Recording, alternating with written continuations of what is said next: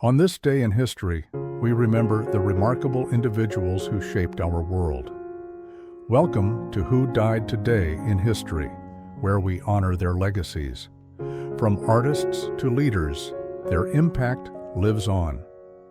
If you find their stories meaningful, like, subscribe, and hit the bell to stay connected. Pope Francis, born Jorge Mario Bergoglio, passed away on April 21, 2025, at the age of 88, at his residence in the Vatican's Casa Santa Marta. His death, resulting from complications related to double pneumonia, marked the end of a transformative papacy that sought to align the Catholic Church more closely with contemporary global issues and the marginalized. Assuming the papacy in 2013 following Pope Benedict XVI's resignation, Francis was the first Jesuit pope, the first from the Americas, and the first non-European pontiff in over a millennium. His tenure was characterized by a commitment to humility, inclusivity, and social justice. He addressed pressing issues such as climate change, economic inequality, and the plight of refugees, often challenging traditional church doctrines to foster a more compassionate and open institution. The immediate aftermath of his passing saw an outpouring of grief and reflection. Tributes highlighted his efforts to modernize the church and his unwavering dedication to the poor and disenfranchised. His death prompted the postponement of several events, including Serie A football matches in Italy, underscoring his profound influence on both religious and secular spheres.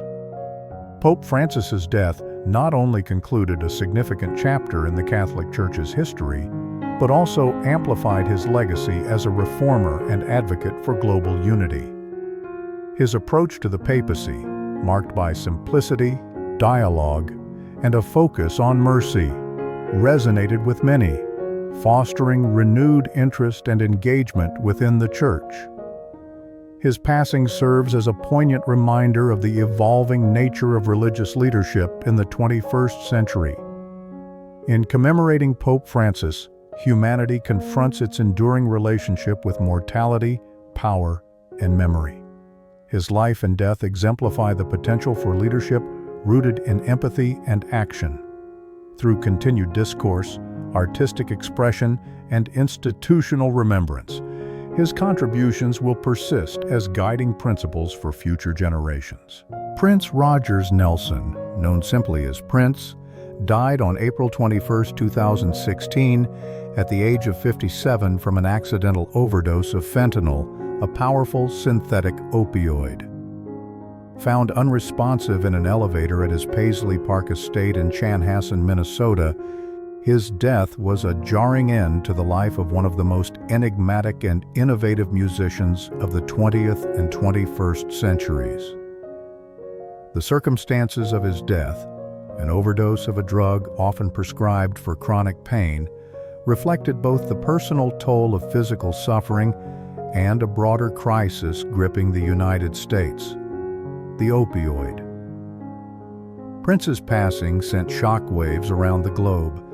Just days before his death, he had performed in Atlanta and appeared frail but determined.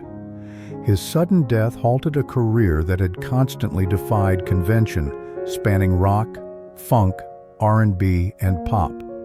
Known for his flamboyant style, gender-fluid persona, and mastery of multiple instruments, Prince was not just a performer, but a cultural force. His death immediately reignited conversations about artist independence, as he had famously fought for ownership of his music, and about mental health and substance use in the entertainment industry. In death, Prince's legend only grew. Fans flooded Paisley Park with purple tributes, and global monuments were lit in violet to honor his legacy. His vast, unreleased archive, often referred to as the Vault, became the subject of intense public interest, representing the enduring mystique of an artist who valued control over his creations, even in life. Posthumous releases and tributes by artists like Beyoncé and Bruno Mars cemented his influence across generations. Prince's passing underscores humanity's struggle with mortality, even for those who seem larger than life. His death forced a confrontation with the fragility behind genius and fame. Yet, through music, art, and cultural memory, he remains immortal. From murals in Minneapolis to academic studies of his lyrics and business acumen, Prince is remembered not just for his artistry, but for reshaping what it meant to be a boundary-breaking icon in modern music. Verne Troyer, best known for his role as Mini-Me in the Austin Powers film series, died on April 21, 2018, at the age of 49. His death was ruled a suicide caused by alcohol intoxication, a tragic end that highlighted the private struggles he faced behind his public persona. Born with cartilage hair hypoplasia, a rare form of dwarfism, Troyer stood at just 2 feet 8 inches tall, yet carved out a massive presence in Hollywood and pop culture. His death reflected broader societal challenges of mental health and addiction, issues often magnified under the pressures of fame. Despite his comedic legacy, Troyer openly battled depression and substance abuse, making his passing a sobering reminder that even those who bring joy to millions may carry unseen burdens. In the era of increasing mental health awareness, his death added to the chorus of voices pushing for compassion and reform in how society treats emotional and psychological well-being. The immediate response to Troyer's death was one of deep mourning, especially among fans and fellow actors who saw him not only as a performer, but as a resilient figure who broke barriers for people with disabilities. His passing also reignited conversations about the challenges faced by actors with physical differences in Hollywood, where representation remains an ongoing struggle. Though he was often typecast in comedic roles, Troyer's legacy extends beyond slapstick.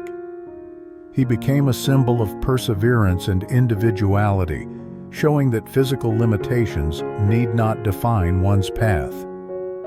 His death, while deeply saddening, added depth to his public image, transforming him from a quirky character actor into a figure of empathy and advocacy. In reflecting on Troyer's life and death, we see how fame and personal pain often coexist, and how society is gradually learning to approach these issues with more sensitivity. We honor his memory through tributes, fan art, and retrospectives that celebrate not just his characters, but the man behind them.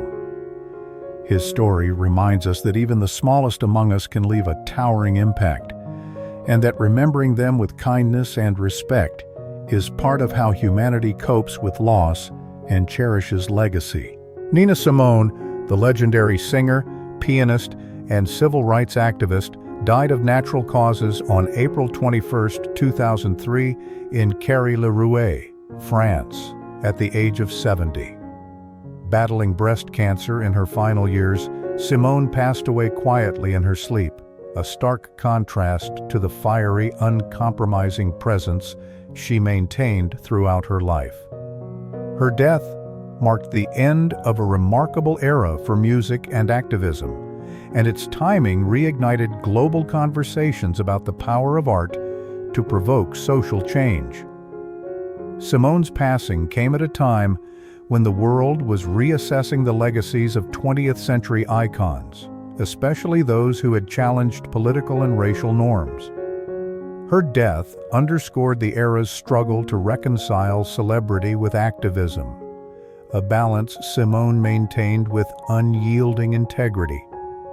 As an outspoken critic of racism in America, she used her music to demand justice, with powerful anthems like Mississippi Goddam and To Be Young, Gifted, and Black.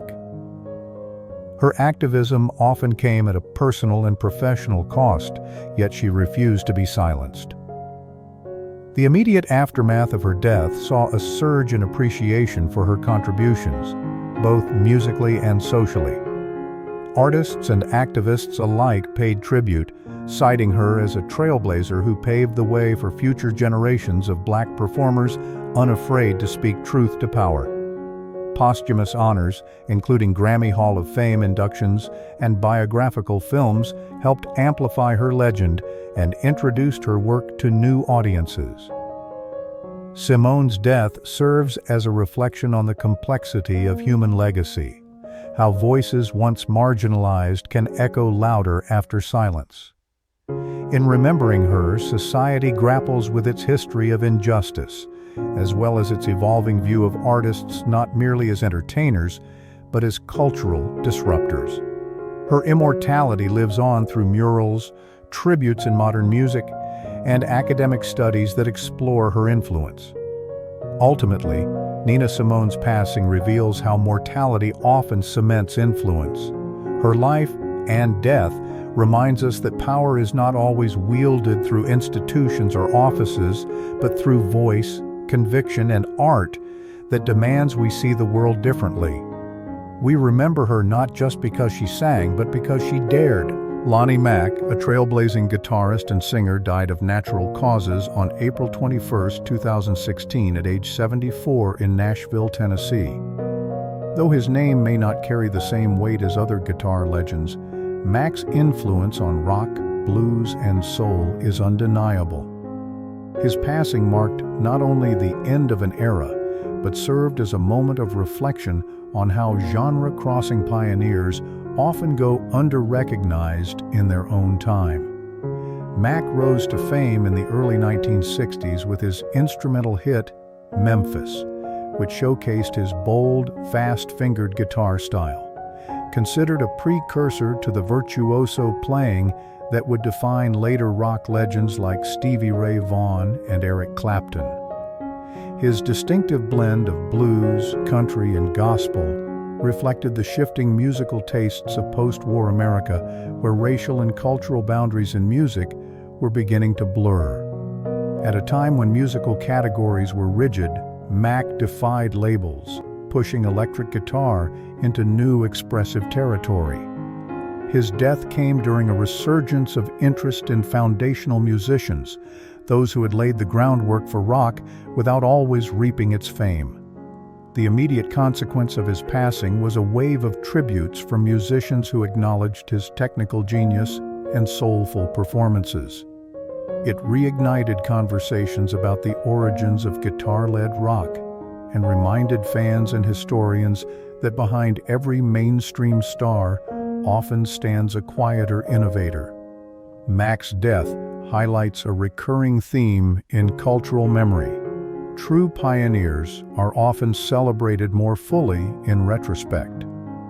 As with many artists, his work gained renewed attention posthumously, featured in documentaries and honored in guitar magazines and retrospectives. Lonny Mack's death reminds us how cultural power often lies not in spectacle, but in legacy, the kind forged by quiet revolutionaries whose art changes the game before the world realizes it. Through reissued albums, digital tributes, and reverent mentions by modern musicians, Mack lives on. His story speaks to how memory preserves those who innovate, not just those who dominate headlines, and how music remains one of the most enduring vessels of human immortality. Betsy Von Fenberg, a German-American actress and socialite, passed away from natural causes on April 21, 2015, at the age of 83.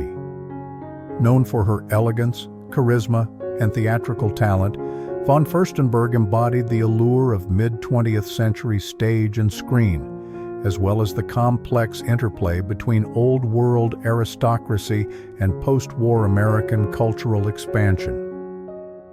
Her death marked the quiet conclusion of a life lived in the limelight and high society, reflecting an era when lineage, style, and the arts were tightly interwoven.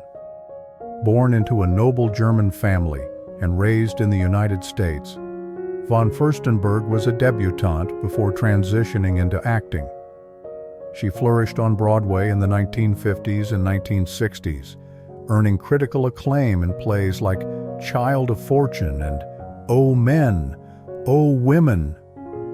Her presence was marked by both grace and depth, a duality that resonated with a generation seeking refinement amid a rapidly changing post-war world. Her death came at a time when the golden age of Broadway and the mystique of mid-century high society were already fading into nostalgia.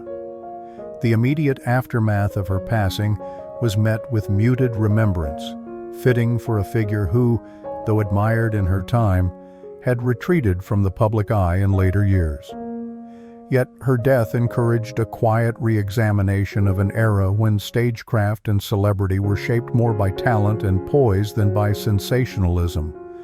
As the daughter of a countess and a veteran of the stage, Von Furstenberg represented a transitional period between aristocratic tradition and democratic art, between European heritage and American reinvention.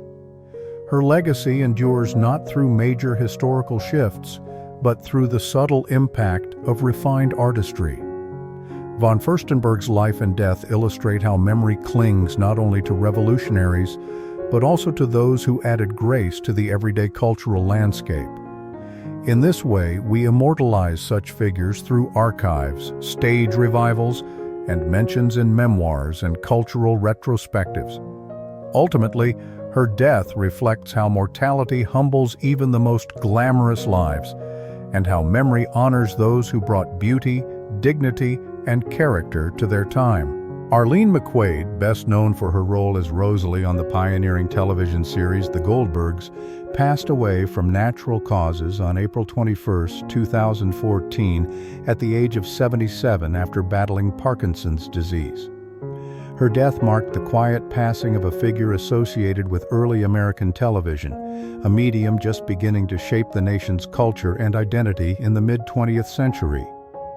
McQuaid's career, rooted in the warm, familial storytelling of the Goldbergs, reflected an era striving for connection, stability, and relatable representation following the upheavals of the Great Depression and World War II.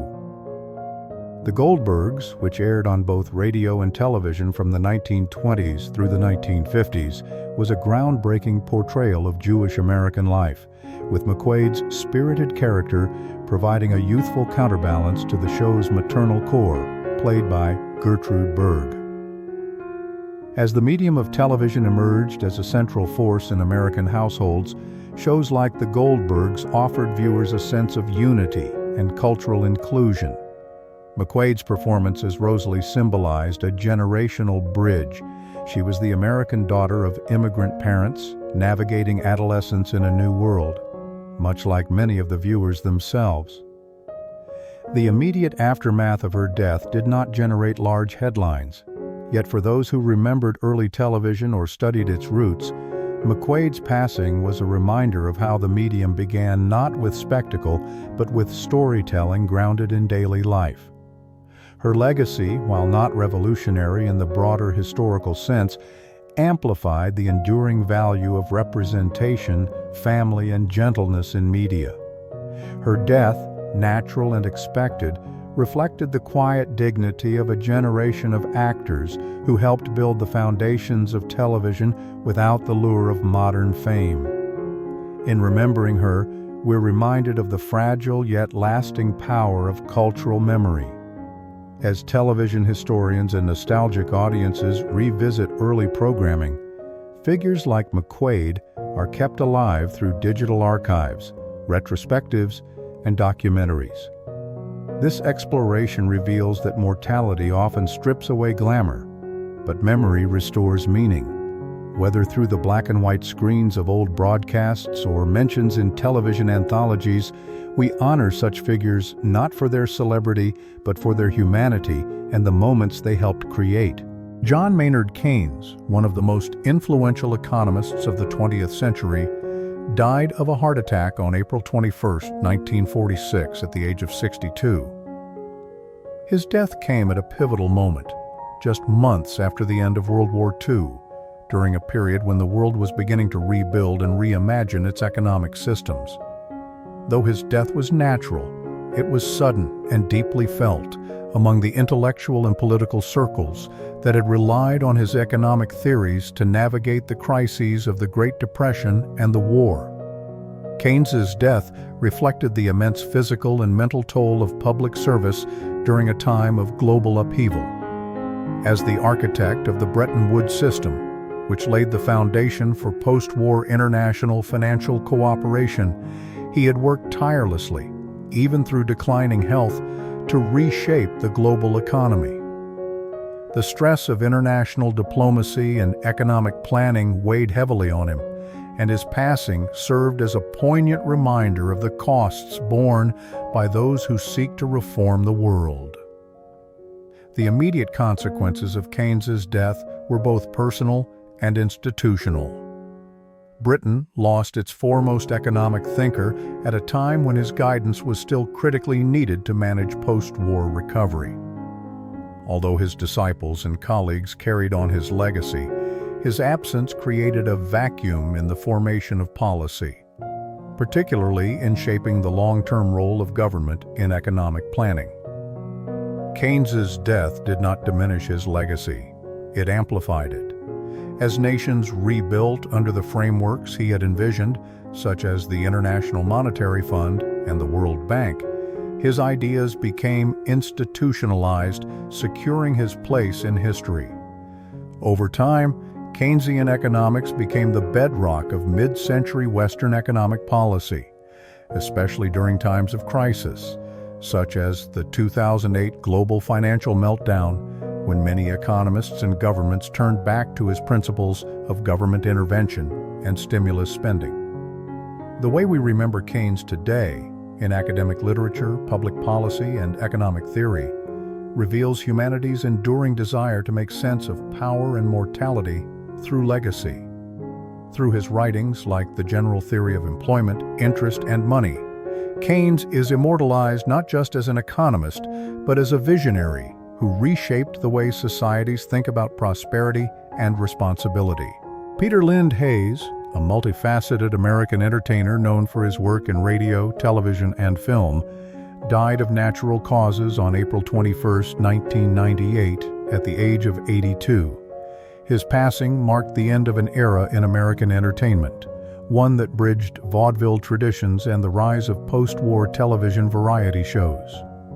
Hayes's death, though quiet and devoid of scandal or spectacle, reflected a bygone age when humor, music, and charm defined the golden age of American media.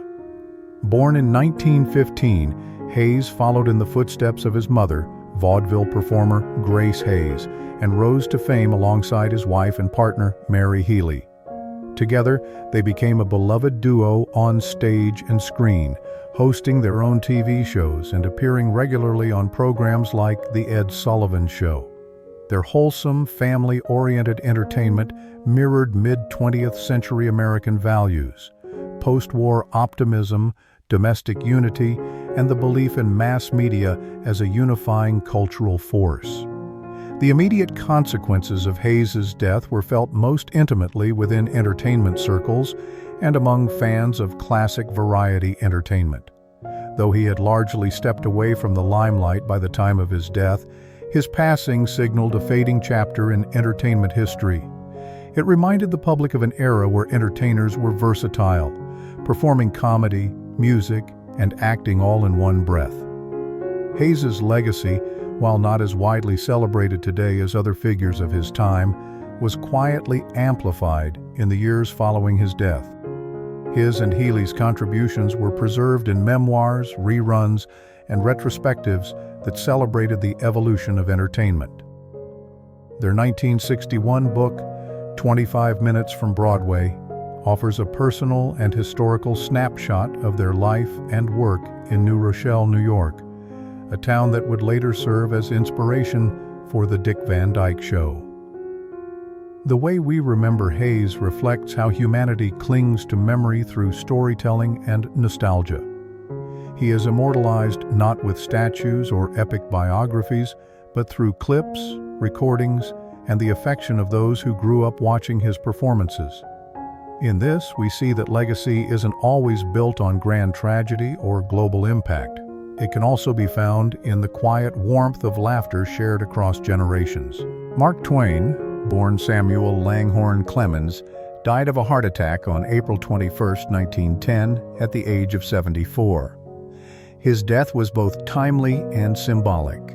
He had famously predicted that he would die with Halley's Comet, stating in 1909, "I came in with Halley's Comet in 1835. It is coming again, and I expect to go out with it." Indeed, the comet passed overhead the day after his death, reinforcing the mythical aura surrounding him.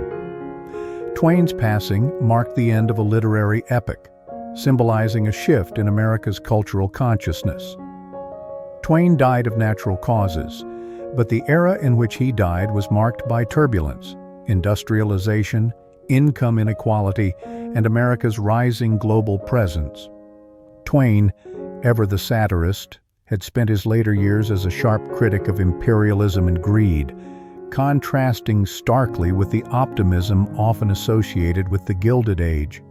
His death, therefore, reflected not just a personal end, but the fading of a moral conscience in American letters.